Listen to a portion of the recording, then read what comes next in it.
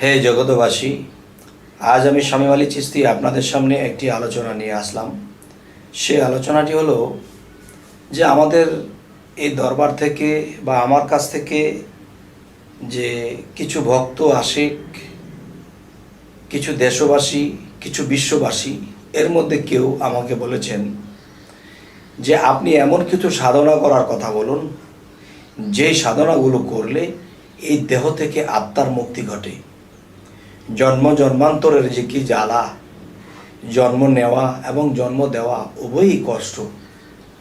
তবে আজ আমি এই সাধন বিষয়ে কথাগুলো আজকে ক্লিয়ার করে বলার চেষ্টা করব ইনশাল্লাহ।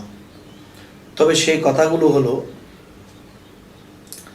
যে মানুষ আত্মার মুক্তি চাইতে হলে বা আত্মার মুক্তির সাধনা করলেও তার আত্মার মুক্তি হবে না।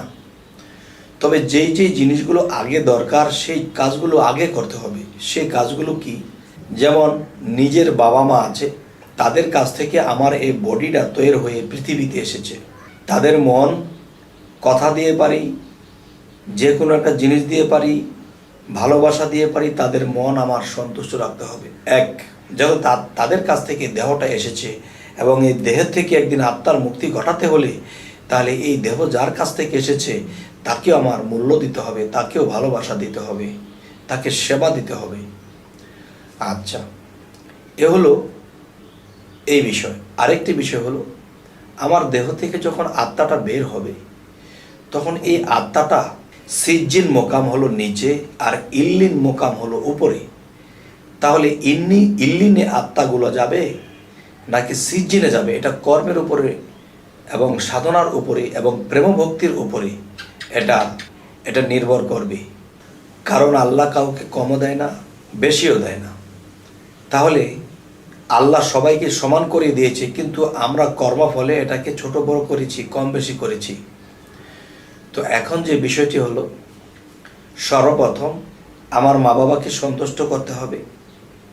ধন দিয়ে হোক, মন দিয়ে হোক, প্রেম দিয়ে হোক, ভালোবাসা দিয়ে হোক, তাদেরকে সন্তুষ্ট রাখতে হবে। এই হলো এক। দ্বিতীয়ত হলো মুর্শিদ ধরতে হবে।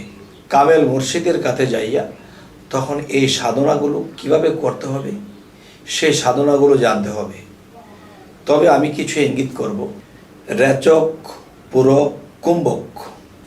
রেচক, পূরক, কুম্ভক এই তিনটি সাধনার পাশাপাশি তার ধ্যান সাধনা করতে হবে প্রত্যহ, এবং এর পাশাপাশি তার খেতে হবে নিরামিষ। মাছ মাংস এগুলা খাওয়া যাবে না, নিরামিষ আর অল্প অল্প খাদ্য, এবং রাতে একদম কম খাওয়া চলবে। এবং দেখা গেছে যে রাতের গভীরে ধ্যানের দেশে ডুবে যাওয়া এবং দমের কাজগুলো আগে করা, আগে দমের কাজগুলো সেরে এরপরে ধ্যানের দেশে ডুবতে হবে। আর ধ্যানেতে দিদার হয় আরেফগণ পাইয়াছে, মানে আরেফগণ কাকে বলা হয়? যে আরেকটা স্তরের সাধক আছে, তাদেরকে আরেফগণ বলা হয়। তবে হে জগতবাসী, আজকের এই আলোচনাটি কেন করা হচ্ছে?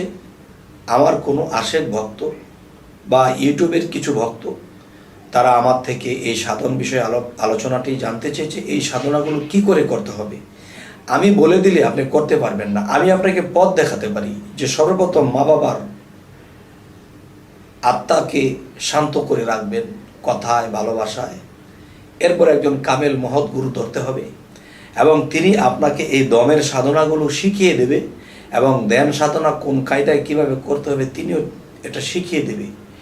যেহেতু দমের যে কিছু সাধনা আছে, যে 3 প্রকার সাধনা, রেচক, পূরক, কুম্ভক, এই সাধনাগুলো করতে গেলে কামের দমন করতে হবে।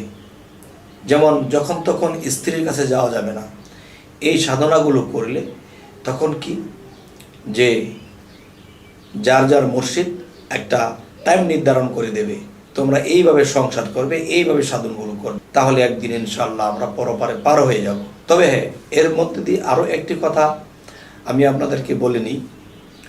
সেই কথাগুলো হলো যে হয়তো আমি ভেঙে বললেও এটা আপনারা করতে পারবেন না, মুর্শিদের কাছে জেনে নিতে হবে। তারপরও আপনাদের আগ্রহের জন্য আমি কিছু সাধনার কথা বলবো। যাবে যদি ছুটে আয় সন্তরে কই মন পাগল, ঘোর অন্ধকার ভয়ের সঞ্চার, না আছে পথের সম্বল, অষ্টধাতুর দেহখানি চালাইতেছে খুদ কোম্পানি, মধ্য স্থলে আছে পানি, হাওয়ার যোগে হয় প্রবল, উপরে জলে পরশমণি, নিচে ঘুমায় অষ্টফণি, হংসরূপে ওঠে ধ্বনি, সহাং শব্দে চলাচল। এই মূলদ্বার হইতে নিয়া কুম্ভকুতুম আটকা দিয়া ধীরে ধীরে চোখ মুদিয়া ধ্যান করো সহস্রদল। ঊর্ধ্বশ্বাসে চলনে মোর, বীজ মন্ত্র করি রোপণ, ছাড়াই আলো ধরা সাধন, দেখবে মজা চমৎকার। ডাকিনী যোগিনী নিয়া আছেন মা সুখে ঘুমাইয়া, ঊর্ধ্বশ্বাসে লও জাগাইয়া, রুদ্ধ রাখছে বৃক্ষদ্বার, চলরে জাহবীর কোলে, সবাধিষ্ঠানে সরদলে, জম্প দিয়ে বর্গে জলে, যদি মন জানে সাঁতার। এই স্নিগ্ধ জলে শুদ্ধ হইয়া জলের উপর আসন নিয়া, মণিপুরে যাও চলিয়া, থাকবে না অন্ধকার। একটি ফুলের পাখি 10টা, যদি হইতে পারো নিষ্ঠা, খাইবে বেসমার। অগ্নিকুণ্ডের কোলাহলে কান ফেটে যায় ভূমণ্ডলে, জাপ দেওগে সেই চিন্তা নলে, যদি ইচ্ছা থাকে কার। এই আলাজিব বা দুদু করে যেজন সাহসের জোরে, দম রাখিয়া পুরে মরে, অগ্নি হয় তার দাবেদার। সেই অগ্নিতে হইলে দাহন হয়ে যাবে অগ্নিবাহন, কাঞ্চন বরণ হবে তার। এই হৃদয়ে পদ্ম অনাহত, 12টি দল রয়ে পবিত্র, নারায়ণ বিরাজিত, বায়ুতে তার হার বিহার। সেই পথে হইলে সাধন, বায়ুর শনে করবে ভ্রমণ, পরমাত্মা হবে দর্শন, পূর্ণ জনম আর হবে না। 16 দল কণ্ঠমূলে বিশুদ্ধক্ষা পদ্ম বলে, সাধন হলে আকাশ কোলে, শোকের নাহি পারাপার।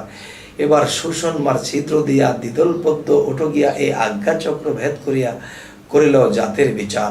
সেই দেশেতে গেলে পরে মুক্ত জীব বলে তারে, ওরে জালাল বলে যাবে সেরে, জমের নাই অধিকার। হে জগতবাসী, যে শুধু আমি এই সাধনার পাশাপাশি, শুধু এই সাধনাগুলো করলে হবে না, এর পাশাপাশি করতে হবে কি? হাইতো না তাওয়ায় দিবানিশি হয়ে যাওগে খামার পরা, শেষে যাবে লালবাজারে চারি রঙের নিশানরে, অগ্নির মতো দুদু করে মধ্যে জিনিস ভরা, হে হরফের চাবি দিয়া সদাই গিয়ে ঘোরা।